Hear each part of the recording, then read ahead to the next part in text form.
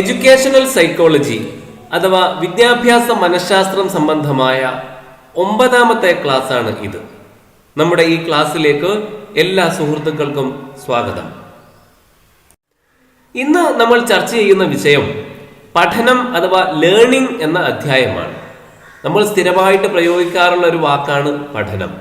എന്താണ് പഠനം? ഒരു വ്യക്തി ജീവിത വ്യാപാരങ്ങൾക്ക് ആവശ്യമായ അറിവുകളും മനോഭാവങ്ങളും നൈപുണികളും ആർജിക്കുന്ന പ്രക്രിയയാണ് പഠനം. അഥവാ ഒരു വ്യക്തി തൻ്റെ ജീവിതത്തിന് ആവശ്യമായ അറിവുകളും മനോഭാവങ്ങളും കഴിവുകളും ഒക്കെ ആർജിക്കുന്ന പ്രക്രിയ, അതിനെയാണ് പഠനം എന്ന് പറയുന്നത്. ഒരു ഉദാഹരണം പറഞ്ഞാൽ, ഒരു ചെറിയ കുട്ടി ഒരു മെഴുകുതിരി ഇങ്ങനെ കത്തുന്നത് കാണുന്നു. ആ കുട്ടിക്ക് അതൊരു വലിയ അത്ഭുതമായിരിക്കും. ആദ്യമായിട്ട് തീ കാണുമ്പോൾ അതൊന്ന് കയ്യിലെടുക്കണമെന്ന മോഹം ആ കുട്ടിക്കുണ്ടാകും. ആ കുട്ടി വേഗം തന്നെ ചെന്ന് ആ തീ സ്പർശിക്കാൻ ശ്രമിക്കുമ്പോൾ ആ കുട്ടിയുടെ കയ്യിൽ പൊള്ളലേൽക്കുന്നു. കുട്ടി കൈ പിറകോട്ട് വലിക്കുന്നു. പിന്നീട് ഒരിക്കൽ ഒരു മെഴുകുതിരി ഇതുപോലെ കത്തുന്നത് കണ്ടാൽ കുട്ടി കൈ ഒരുപക്ഷെ അതിലേക്ക് നീട്ടിയേക്കാം. പക്ഷെ ആദ്യത്തെ തവണ പിൻവലിച്ചതിനേക്കാളും വേഗത്തിൽ കുട്ടി കൈ പിൻവലിക്കും. പിന്നീട് കുറച്ചുകൂടി അങ്ങോട്ട് കഴിയുമ്പോൾ മെഴുകുതിരി മാത്രമല്ല, എരിയുന്ന എന്തൊരു വസ്തുവിനെ കണ്ടാലും കുട്ടി അതിന്റെ പരിസരത്തേക്ക് പോലും പോകില്ല. അതായത് ആ കുട്ടി അതിൽ നിന്ന് ഒരു കാര്യം പഠിക്കുകയാണ്. ഇങ്ങനെ അനുഭവത്തിലൂടെ ഒരു വ്യക്തിയുടെ പെരുമാറ്റം, വ്യവഹാരം, ബിഹേവിയർ മാറുകയാണ്. അനുഭവങ്ങളിലൂടെയുള്ള ഈ രീതിയിലുള്ള വ്യവഹാരത്തിൽ ഉണ്ടാകുന്ന മാറ്റത്തെയാണ് പഠനം എന്ന് പറയുന്നത്. ഇങ്ങനെ അനുഭവങ്ങളിലൂടെ ഒരു വ്യക്തിയുടെ വ്യവഹാരത്തിൽ ഉണ്ടാകുന്ന പരിവർത്തനമാണ്, ഒരു വ്യക്തിയുടെ ബിഹേവിയറിൽ ഉണ്ടാകുന്ന പരിവർത്തനമാണ് പഠനം എന്നത് കൊണ്ട് ഉദ്ദേശിക്കുന്നത്. അപ്പോൾ പഠനം എന്താണ് എന്ന് നമ്മൾ മനസ്സിലാക്കുകയുണ്ടായി. ഇനി ആ പഠനത്തിന് ഒരു നിർവചനം, ഒരു ഡെഫിനിഷൻ പറയണം. മനഃശാസ്ത്രജ്ഞന്മാരും വിദ്യാഭ്യാസ ചിന്തകരുമൊക്കെ പഠനത്തെ പല രീതിയിൽ നിർവചിച്ചിട്ടുണ്ട്. അതിലൊന്നാണ് ഗേറ്റ്സ് എന്ന ചിന്തകനും അദ്ദേഹത്തിന്റെ സഹപ്രവർത്തകരും കൂടി പറയുന്ന ഡെഫിനിഷൻ. അവർ പറയുന്നത് ഇങ്ങനെയാണ്: അനുഭവത്തിലൂടെയുള്ള വ്യവഹാര പരിവർത്തനമാണ് പഠനം. അനുഭവത്തിലൂടെയുള്ള ബിഹേവിയറിൽ വരുന്ന മാറ്റം, അനുഭവത്തിലൂടെയുള്ള വ്യവഹാര പരിവർത്തനമാണ് പഠനം എന്നാണ് ഗേറ്റ്സും അദ്ദേഹത്തിന്റെ സഹപ്രവർത്തകരും പറയുന്നത്. സ്കിന്നർ എന്ന മനഃശാസ്ത്രജ്ഞൻ പറയുന്നത് പഠനം അനുക്രമം നടക്കുന്ന വ്യവഹാരാനുയോജനമാണ്, അഥവാ ബിഹേവിയർ അഡാപ്റ്റേഷൻ ആണ് എന്നാണ് സ്കിന്നർ പറയുന്നത്. ഇങ്ങനെ വ്യത്യസ്തമായ ഡെഫിനിഷൻ, നിർവചനം പഠനത്തിന് നൽകിയ ഒരുപാട് മനഃശാസ്ത്രജ്ഞരും വിദ്യാഭ്യാസ ചിന്തകരുമുണ്ട്. പഠനം സംബന്ധമായിട്ട് പലരും പല നിർവചനങ്ങളും പറഞ്ഞിട്ടുണ്ട്. അവയെല്ലാം കൂടി ഇവിടെ ഉദ്ധരിക്കാൻ നമുക്ക് സാധ്യമല്ല. എന്നാൽ അവയിൽ എല്ലാറ്റിലും പൊതുവായുള്ള ചില കാര്യങ്ങൾ നമുക്കിവിടെ പറയാം. ഒന്നാമത്തത്, പഠനം വ്യക്തിയുടെ വ്യവഹാര പരിവർത്തനത്തിൽ നിന്ന് അനുമാനിക്കാവുന്ന ഒരു പ്രക്രിയയാണ്.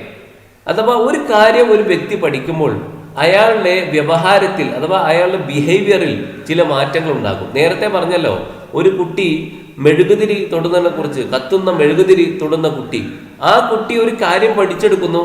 ആ കുട്ടിയുടെ പെരുമാറ്റത്തിൽ മാറ്റമുണ്ടാകുന്നു. കുട്ടി പിന്നീട് എരിയുന്ന വസ്തുവിന്റെ പരിസരത്തേക്ക് പോലും പോകുകയില്ല. അപ്പോൾ അത് കുട്ടിയുടെ വ്യവഹാരത്തിൽ വന്ന മാറ്റമാണ്. ഇതിൽ നിന്ന് നമുക്ക് അനുമാനിച്ചെടുക്കാം ആ കുട്ടി അക്കാര്യം പഠിച്ചിരിക്കുന്നു എന്ന്. അങ്ങനെ വ്യക്തിയുടെ വ്യവഹാര പരിവർത്തനത്തിൽ നിന്ന് അനുമാനിക്കാവുന്ന ഒരു പ്രക്രിയയാണ് പഠനം. പഠനഫലമായി ഉണ്ടാകുന്ന വ്യവഹാര പരിവർത്തനം ദൃശ്യമോ നികീർണമോ ആകാം. ഒരു കാര്യം പഠിച്ചത് വഴി ഒരാളുടെ പെരുമാറ്റത്തിൽ വന്ന മാറ്റം നമുക്കൊരു പക്ഷെ നോക്കിയാൽ കാണാൻ സാധിക്കും, അല്ലെങ്കിൽ അത് ചിലപ്പോൾ നോക്കിയാൽ കാണാൻ സാധിക്കില്ല. അയാളുടെ ഉള്ളിൽ അത് മറഞ്ഞു കിടക്കും. ദൃശ്യമോ കാണാൻ കഴിയാത്തതോ ആവാം. മൂന്നാമതായിട്ട്, പഠനം വ്യവഹാരത്തിലെ താരതമ്യേന സ്ഥിരമായ മാറ്റമാണ്.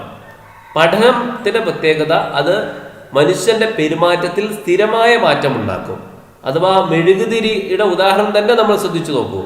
കുട്ടി ആദ്യം ആ തീ പോയി തൊട്ട കുട്ടി പിന്നീട് എരിയുന്ന ഒരു വസ്തുവിലും തൊടുകയില്ല. ആ കുട്ടിയിൽ സ്ഥിരമായ ഒരു മാറ്റം അവിടെ സംഭവിച്ചിരിക്കുന്നു. അതാണ് പഠനം. വ്യവഹാരത്തിലെ താരതമ്യേന സ്ഥിരമായ മാറ്റമാണ് പഠനം. പഠനഫലമായി ഉണ്ടാകുന്ന വ്യവഹാര പരിവർത്തനം പക്വനം, അഭിപ്രേരണ തുടങ്ങിയവ മൂലം ഉണ്ടാകുന്നതിൽ നിന്ന് ഗുണത്തിലും അളവിലും വ്യത്യസ്തമാണ്. അതായത് 3 തരത്തിൽ ഒരു മനുഷ്യന്റെ വ്യവഹാരങ്ങളിൽ മാറ്റങ്ങൾ ഉണ്ടാവാം, അഥവാ മനുഷ്യന്റെ ബിഹേവിയറുകളിൽ ചേഞ്ച് ഉണ്ടാവാം. അതായത് ഒന്ന് പഠിച്ചാൽ വ്യവഹാരങ്ങളിൽ മാറ്റം ഉണ്ടാകും, ബിഹേവിയർ ചേഞ്ച് ഉണ്ടാകും. അതേപോലെ പരിപക്വനം, അതുപോലെ അഭിപ്രേരണ. ഇത് 3 വഴിയും മനുഷ്യനിൽ വ്യവഹാര പരിവർത്തനം ഉണ്ടാകും. പരിപക്വനം എന്ന് പറഞ്ഞാൽ ശാരീരികമായും മാനസികമായും ഒരു മനുഷ്യൻ അതിന്റെ പൂർണ്ണതയിൽ എത്തുക, അതാണ് പരിപക്വനം. അഭിപ്രേരണ എന്ന് പറഞ്ഞാൽ മോട്ടിവേഷൻ.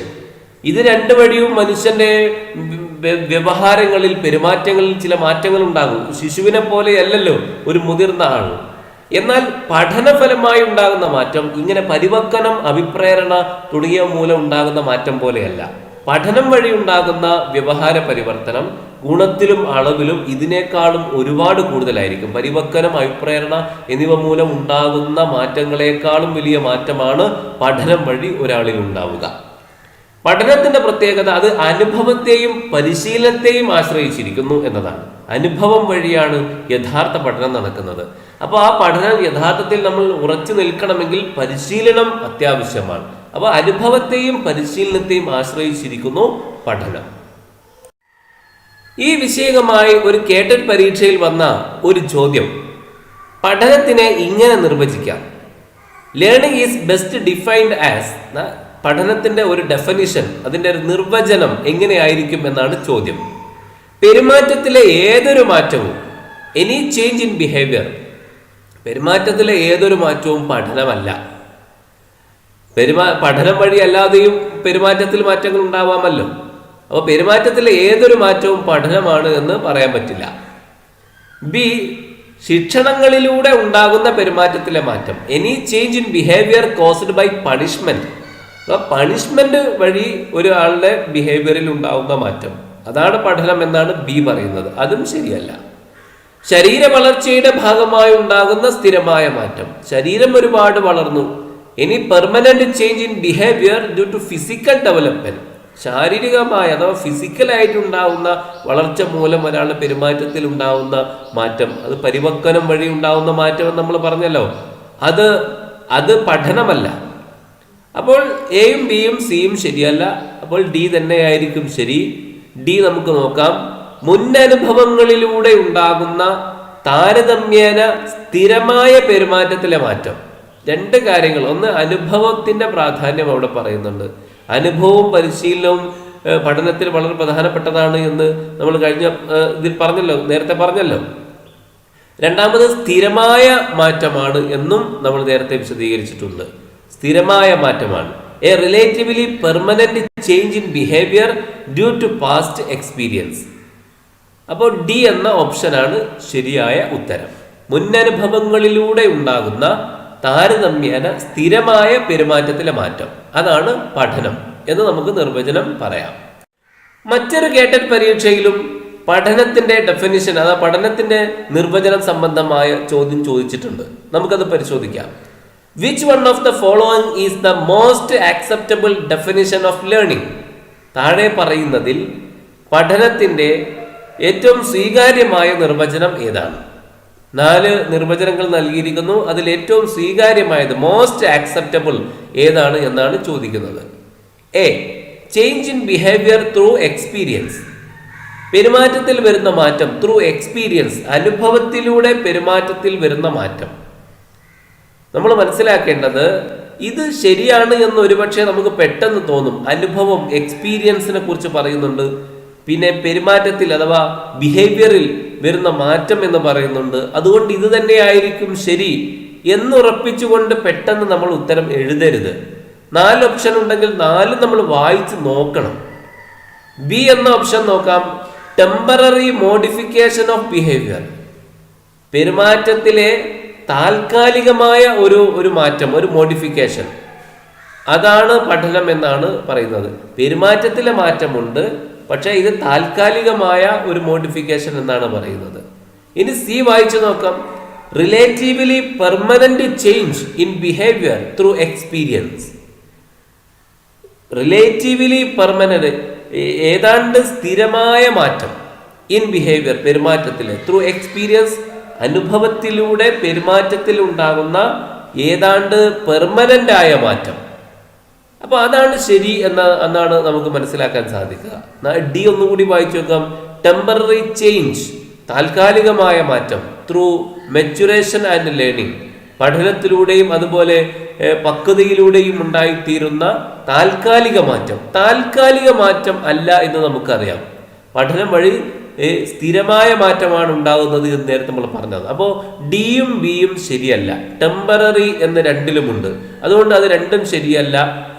താൽക്കാലികമല്ല, പഠനത്തിലൂടെ സ്ഥിരമായ മാറ്റം വരുന്നു എന്ന് നമുക്കറിയാം.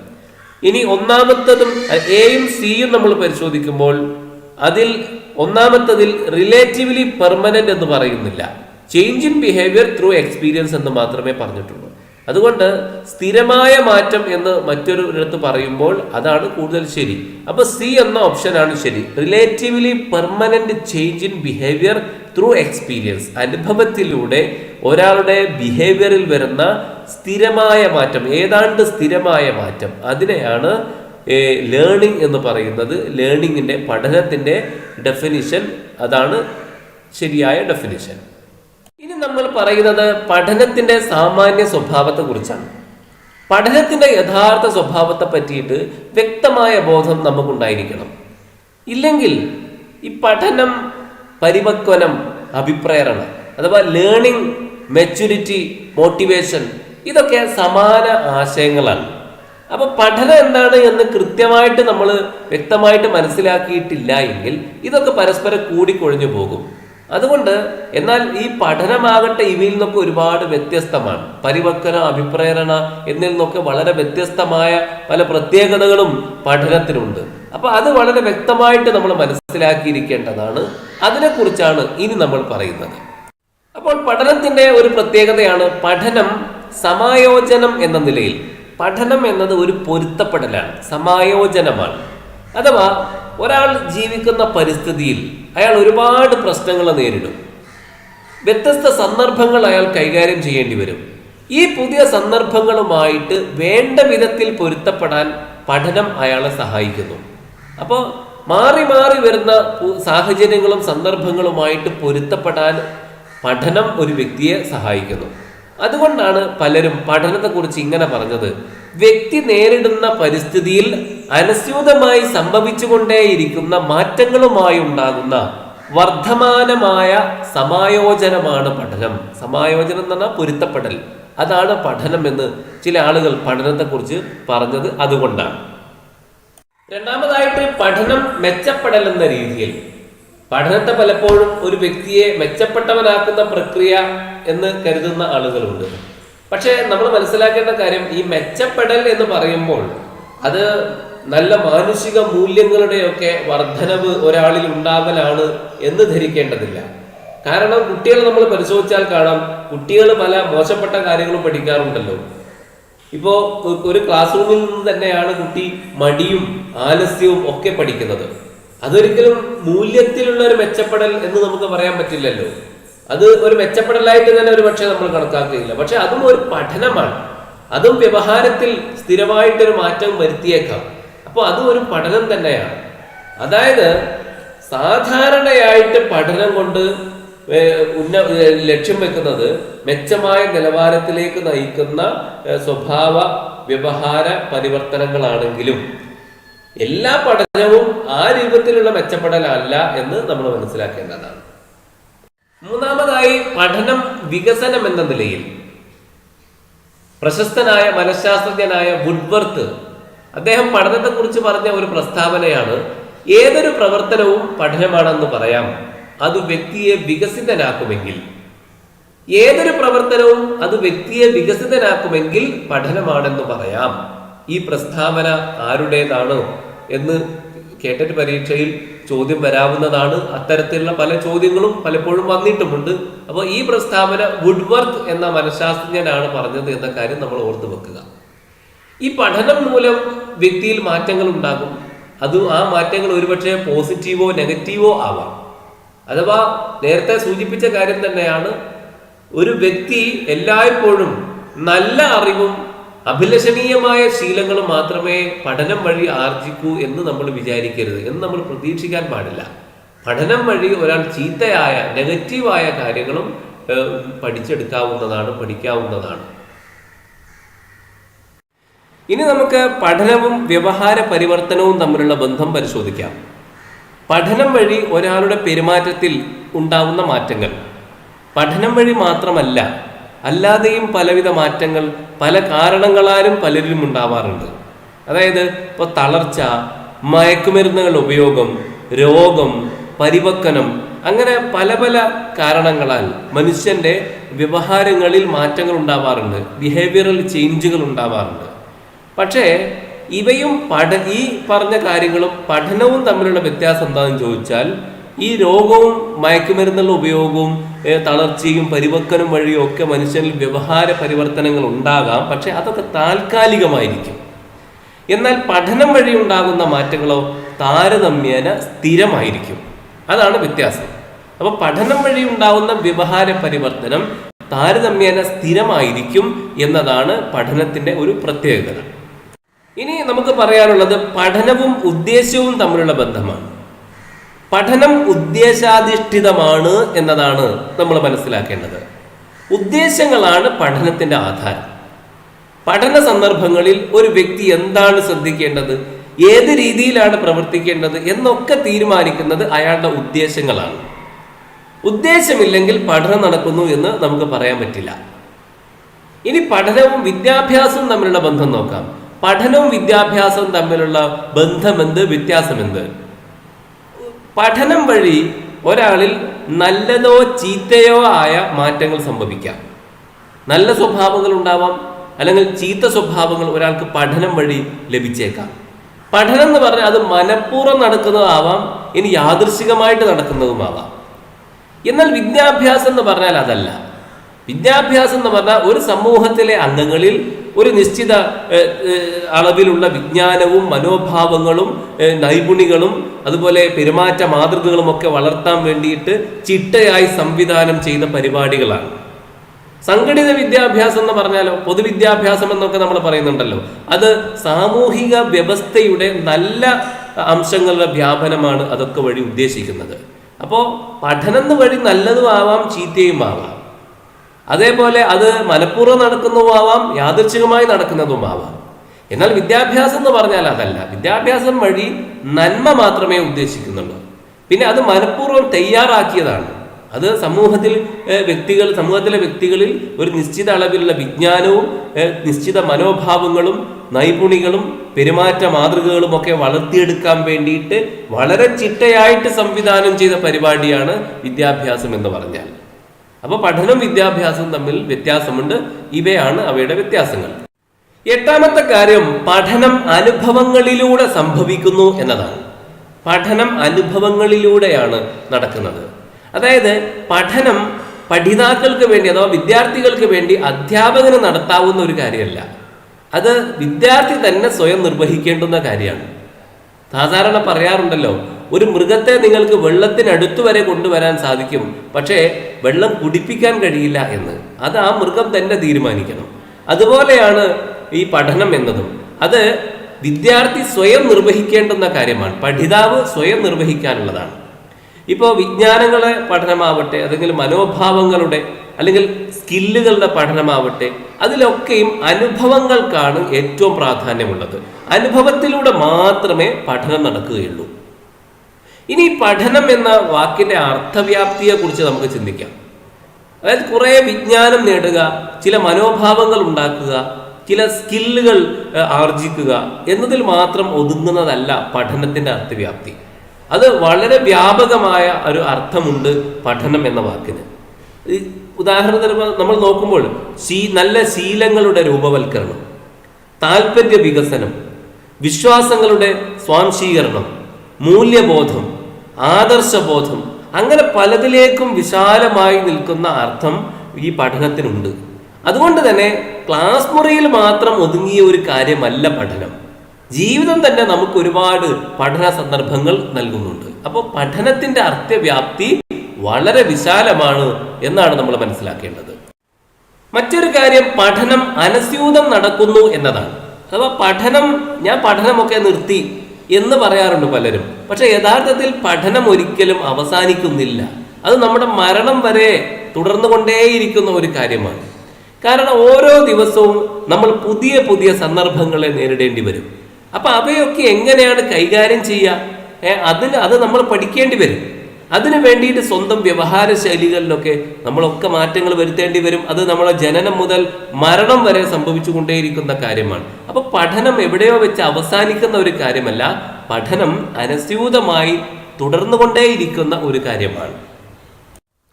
ഇനി നമ്മൾ പറയുന്നത് പഠന സന്നദ്ധതയെ സംബന്ധിച്ചാണ്, ലേണിംഗ് റെഡിനെസ്.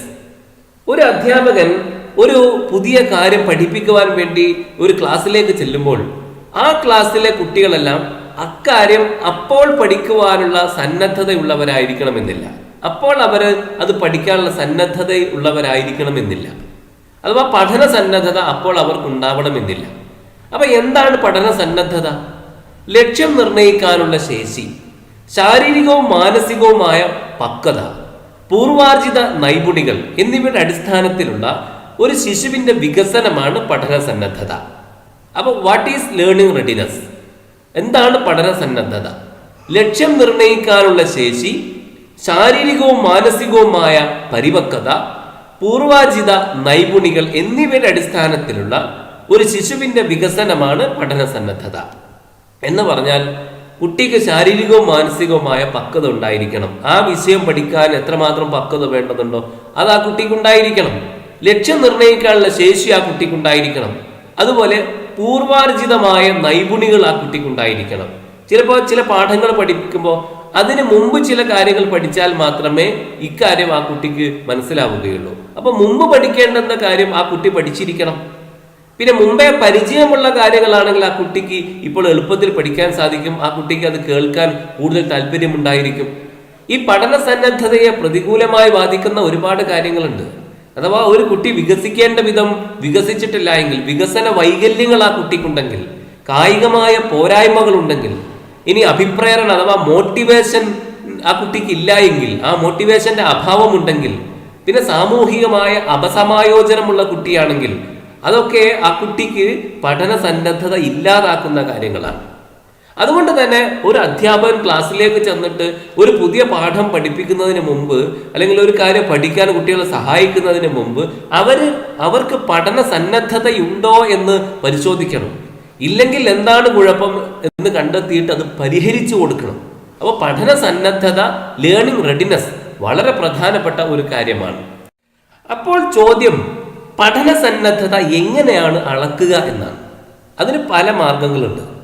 അതിലെ ഒരു മാർഗമാണ് കുട്ടികൾക്ക് ഈ വിഷയമായിട്ട് എത്രമാത്രം മുന്നറിവുണ്ട് എന്ന് പരിശോധിക്കുക. അഥവാ ഈ വിഷയത്തെക്കുറിച്ച് കുട്ടികൾക്ക് വല്ലതും അറിയാമോ, അതുപോലെ ഇതിനാവശ്യമായ മറ്റു സിദ്ധികൾ കുട്ടികൾക്കുണ്ടോ എന്നൊക്കെ പരിശോധിച്ച് നോക്കുക. അത് പഠന സന്നദ്ധത കണ്ടെത്താനുള്ള ഒരു മാർഗമാണ്. മറ്റൊരു മാർഗമാണ് നമ്മൾ പഠിപ്പിക്കാൻ ഉദ്ദേശിച്ചിട്ടുള്ള പാഠഭാഗത്തിന്റെ ഒരു ചെറിയ ഭാഗം, ഒരു ചെറിയ ഡോസ് നമ്മൾ കുട്ടികൾക്ക് പരിശീലിപ്പിച്ചു കൊടുക്കുക. എന്നിട്ട് നമ്മൾ പരിശോധിക്കുക എത്ര കുട്ടികൾക്ക് ഇത് മനസ്സിലായിട്ടുണ്ട്.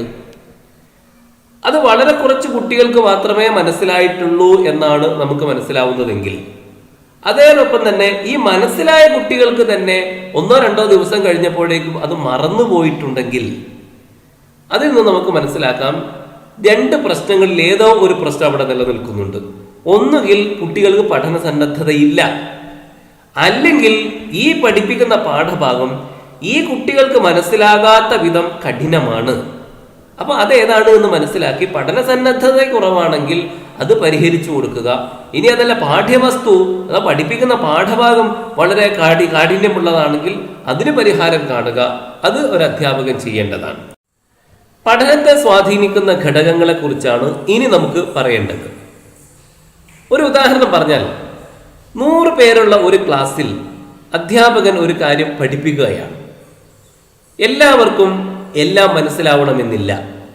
പല പ്രായത്തിലുള്ള കുട്ടികളാണ്, അല്ലെങ്കിൽ പല തരത്തിലുള്ള കുട്ടികളാണ് ഈ 100 പേരെങ്കിൽ എല്ലാവർക്കും എല്ലാം മനസ്സിലാവണമെന്നില്ല. ഒരാൾക്കൊരു കാര്യം മനസ്സിലാവണമെങ്കിൽ 3 കാര്യങ്ങൾ ഒത്തുവരേണ്ടതുണ്ട്. ഒന്ന്, വ്യക്തിപരമായ കാര്യങ്ങൾ.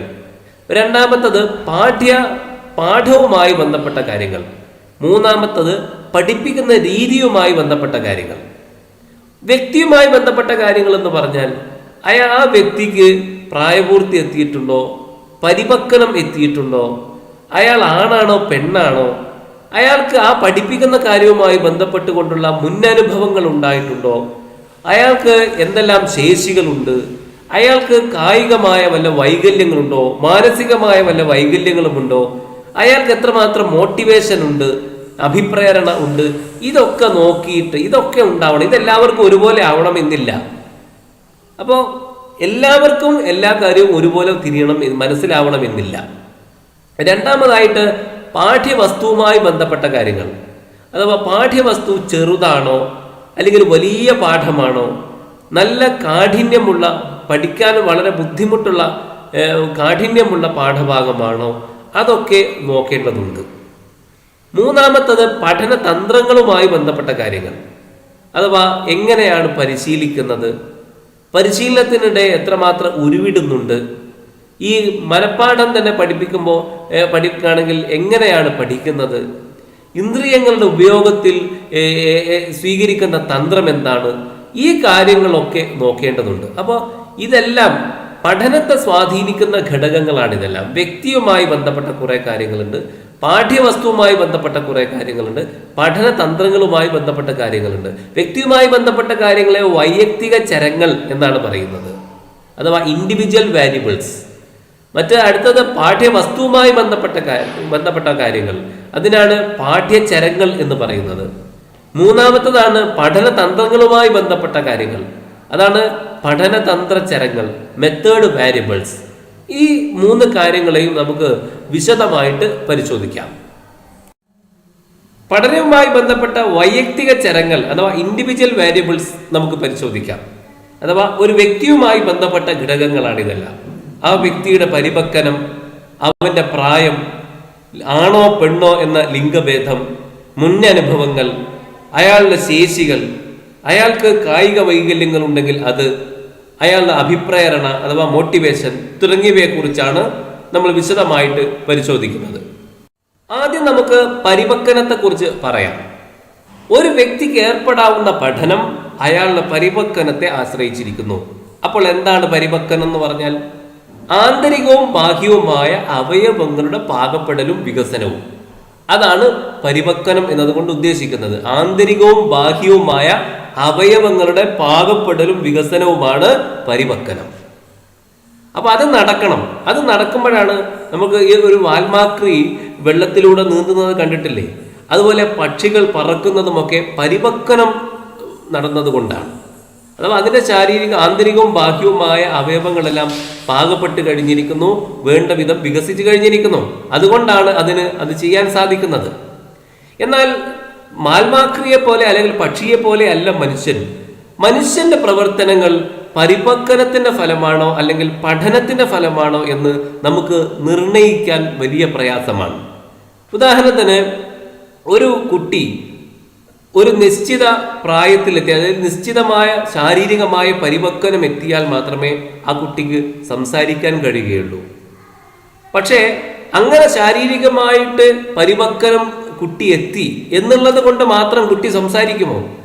ഇല്ല. കുട്ടി സംസാരിക്കണമെങ്കിൽ ശാരീരികമായി ആന്തരികവും ബാഹ്യവുമായ അവയവങ്ങൾ പാകപ്പെടുകയും അതിന് പരിപൂർണമായ വികസനം ഉണ്ടാവുകയും ചെയ്തു എന്നുള്ളത് കൊണ്ട് മാത്രം ഒരു കുട്ടി സംസാരിക്കണമെന്നില്ല. അതുണ്ടെങ്കിലേ കുട്ടി സംസാരിക്കൂ എന്നത് ശരിയാണ്. പക്ഷെ അതുകൊണ്ട് മാത്രം കുട്ടി സംസാരിക്കുകയില്ല. കുട്ടി ഒരു ഭാഷ കേട്ട് വളരണം. കുട്ടിയുടെ മാതാപിതാക്കൾ അല്ലെങ്കിൽ പരിസരത്തുള്ളവരൊക്കെ ആ ഭാഷ സംസാരിക്കുന്നത് കേൾക്കണം ആ കുട്ടി. എന്നിട്ട് ആ കുട്ടി അത് പഠിക്കണം. എങ്കിൽ മാത്രമേ കുട്ടിക്ക് സംസാരിക്കാൻ കഴിയുകയുള്ളൂ. അപ്പൊ അതാണ് മനുഷ്യന്റെ പല പ്രവർത്തനങ്ങളും പരിപക്വനത്തിന്റെ ഫലമാണോ അല്ലെങ്കിൽ പഠനത്തിന്റെ ഫലമാണോ എന്ന് നമുക്ക് നിർണ്ണയിക്കാൻ പ്രയാസമാണ്. പക്ഷെ ഒരു കാര്യം ഉറപ്പാണ്, പരിശീലനമില്ലാതെ വെറും പരിപക്വനം ഉണ്ടായത് കൊണ്ട് മാത്രം വികസനം സാധ്യമാവുകയില്ല. രണ്ടാമത്തേതാണ് പ്രായം. ഒരു വ്യക്തിയുടെ പ്രായം അയാളുടെ പഠനത്തെ സ്വാധീനിക്കുന്നുണ്ട്. നമ്മൾ പരിശോധിച്ചാൽ കാണാം, 20 വയസ്സ് വരെ പുതിയ കാര്യങ്ങൾ പഠിക്കാനുള്ള ശേഷി ഇങ്ങനെ വർദ്ധിച്ചു വരുന്നതായിട്ട് കാണാൻ സാധിക്കും. 30 വയസ്സ് വരെ ആ ശേഷി ഇങ്ങനെ സ്ഥിരമായിട്ട് നിലനിൽക്കും. എന്നാൽ 50 വയസ്സിന് ശേഷം ആ ശേഷി ഇങ്ങനെ ക്ഷയിച്ചു തുടങ്ങുന്നതായിട്ട് നമുക്ക് കാണാൻ സാധിക്കും. അപ്പോൾ പ്രായം എല്ലാ പ്രായത്തിൽപ്പെട്ടവർക്കും ഒരേ അളവിൽ പഠിക്കാൻ കഴിയില്ല. 20 വയസ്സ് വരെ ഈ പുതിയ കാര്യങ്ങൾ പഠിക്കാനുള്ള ശേഷി ഇങ്ങനെ വർദ്ധിച്ചു വരികയാണ് ചെയ്യുക. 30 വയസ്സ് വരെ അത് സ്ഥിരമായിട്ട് നിലനിൽക്കും. 50 വയസ്സിന് ശേഷം അതിങ്ങനെ ക്ഷയിച്ചു തുടങ്ങുകയാണ് ചെയ്യുക.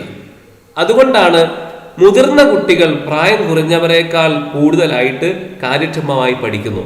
കാരണം മുതിർന്ന കുട്ടികൾക്ക് കൂടുതൽ പരിപക്വതയുണ്ടാകും, കൂടുതൽ കൂർമ്മമായ ബുദ്ധിയും വിപുലമായ അനുഭവങ്ങളും ഒക്കെ ഉണ്ടാകും. അപ്പോൾ ഒരാളുടെ പഠനത്തെ സ്വാധീനിക്കുന്ന പ്രധാനപ്പെട്ട ഒരു ഘടകമാണ് അയാളുടെ പ്രായം.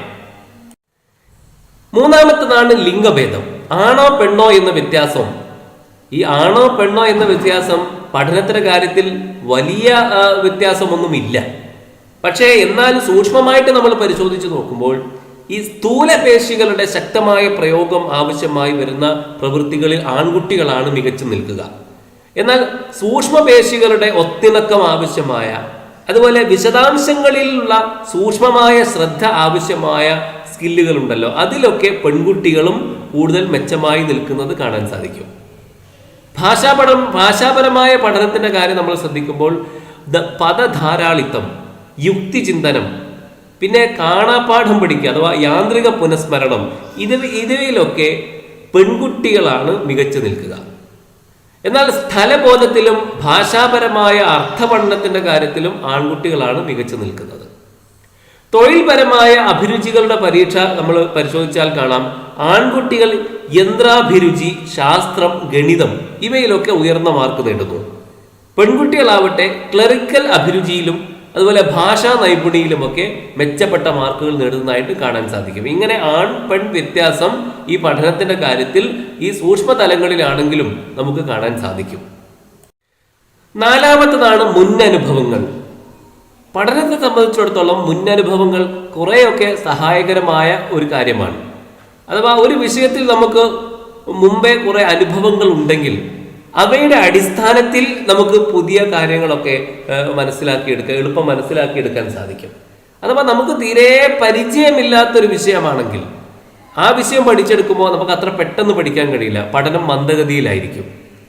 പിന്നെ ഒരു വിഷയമായിട്ട് നമുക്ക് മുമ്പൊരു വൻ വിജയം ഉണ്ടായിട്ടുണ്ടെങ്കിൽ അഥവാ ഒരു വിജയം ഉണ്ടായിട്ടുണ്ടെങ്കിൽ ആ വിഷയം പഠിക്കുവാൻ നമുക്ക് വലിയ താല്പര്യമായിരിക്കും.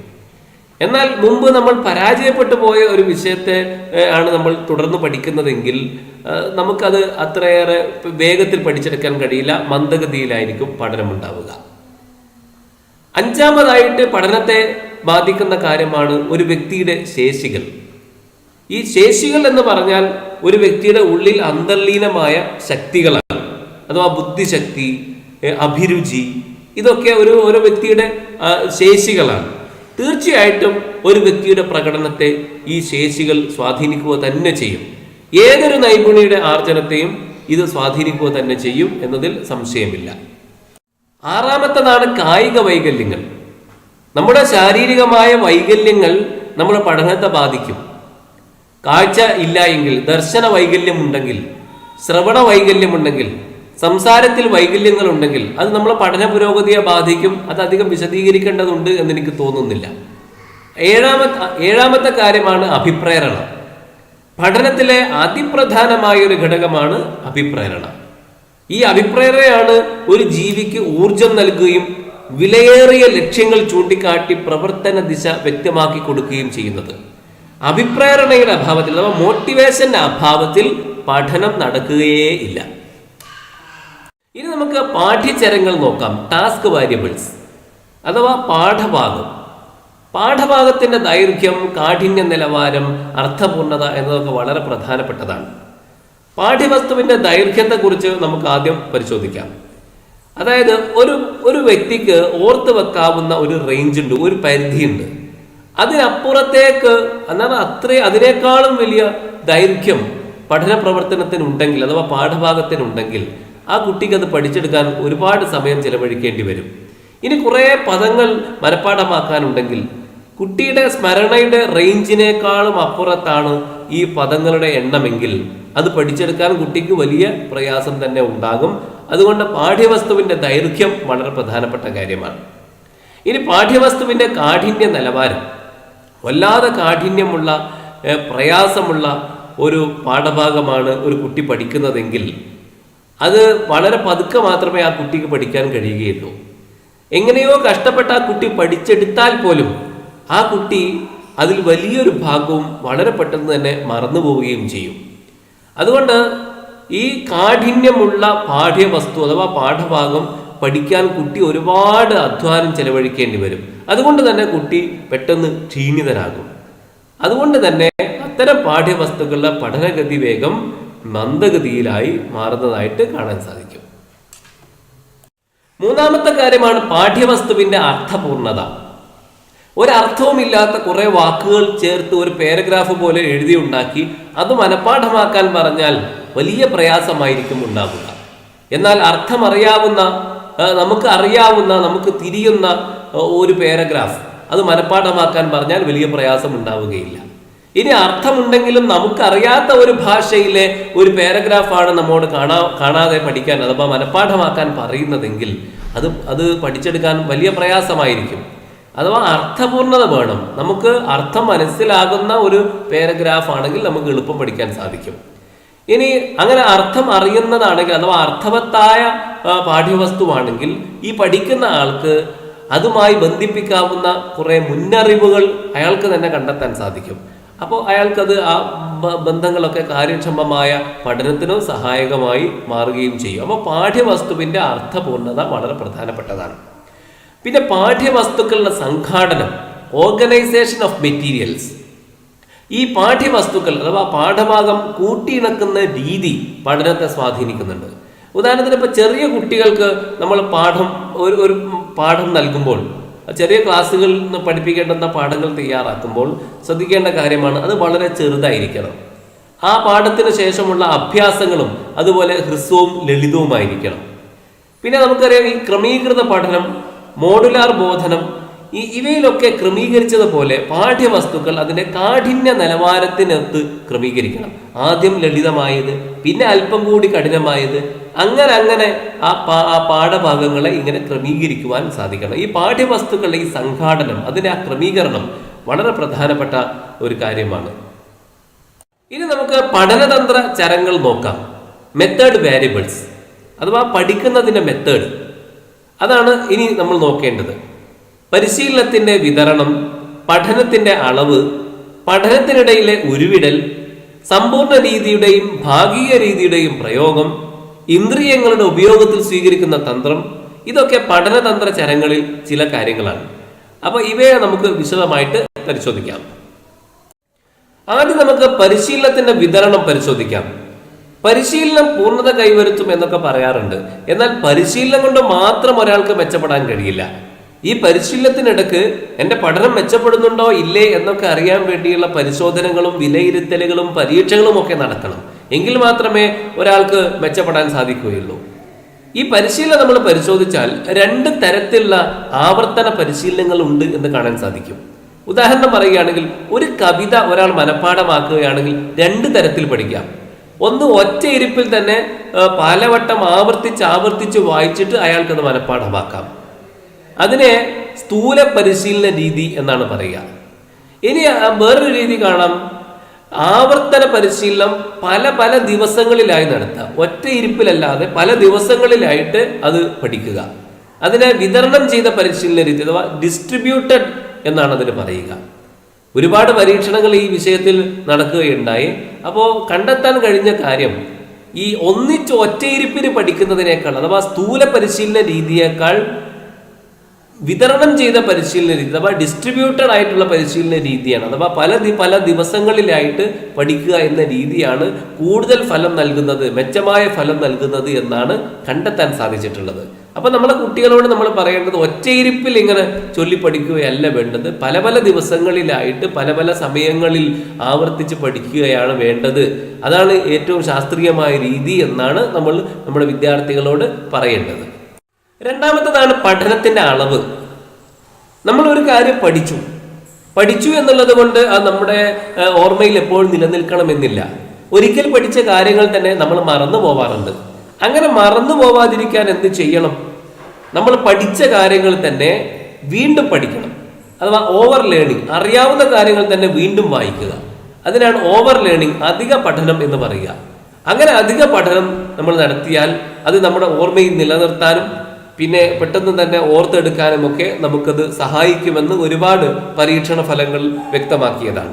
അപ്പൊ അധിക പഠനം നടന്നാൽ പഠിച്ച കാര്യങ്ങൾ വളരെ കാലത്തിന് ശേഷവും നമ്മുടെ ഓർമ്മയിൽ തങ്ങി നിൽക്കുന്നതായിട്ട് കാണാൻ സാധിക്കും. മൂന്നാമത്തത് പഠനത്തിനിടയിലെ ഉരുവിടൽ അഥവാ റെസിറ്റേഷൻ. കാര്യക്ഷമമായ പഠനം നടക്കണമെങ്കിൽ വായനയോടൊപ്പം തന്നെ ഉരുവിട്ട് നോക്കുന്ന രീതിയും കൂട്ടിച്ചേർക്കേണ്ടതാണ്. അതായത് ഒരു കുട്ടിക്ക് ഒരു പാഠഭാഗം മനഃപ്പാഠമാക്കേണ്ടതുണ്ടെങ്കിൽ ആ പാഠഭാഗം പലതവണ നോക്കി വായിക്കുന്നു, ശേഷം പുസ്തകം അടച്ചു വെക്കുന്നു, എന്നിട്ട് ആ ഭാഗം ആ കുട്ടി കാണാതെ ചൊല്ലുന്നു, മനസ്സിൽ നിന്ന് ഓർത്തെടുത്ത് ഉരുവിടുന്നു. ഇതാണ് റെസിറ്റേഷൻ എന്നതുകൊണ്ട് ഉദ്ദേശിക്കുന്നത്. അങ്ങനെ കാണാതെ കുട്ടി ഉരുവിടുമ്പോൾ ഏതെങ്കിലും ഒരു ഭാഗം കുട്ടിക്ക് ഉരുവിടാൻ കഴിയാതെ വന്നാൽ കുട്ടി വീണ്ടും പുസ്തകം തുറക്കുന്നു, ആ ഭാഗം പലവട്ടം വീണ്ടും വായിച്ചു പഠിക്കുന്നു. ഇതാണ് ഉരുവിടൽ എന്ന രീതി.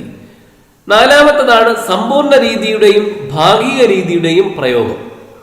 അതായത് ഒരു പാഠഭാഗം മനഃപ്പാഠമാക്കേണ്ടതുണ്ടെങ്കിൽ അത് മുഴുവനായിട്ട് ഒന്നിച്ചങ്ങ് മനഃപ്പാഠമാക്കുക.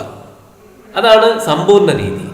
രണ്ടാമത്തെ ഭാഗിക രീതി എന്ന് പറഞ്ഞാൽ ഒരു പാഠഭാഗത്തെ തന്നെ പലതായിട്ട് വേർതിരിച്ചിട്ട് ഓരോന്നോരോന്നായിട്ട് പഠിക്കുക. അതാണ് ഭാഗിക രീതി എന്നതുകൊണ്ട് ഉദ്ദേശിക്കുന്നത്.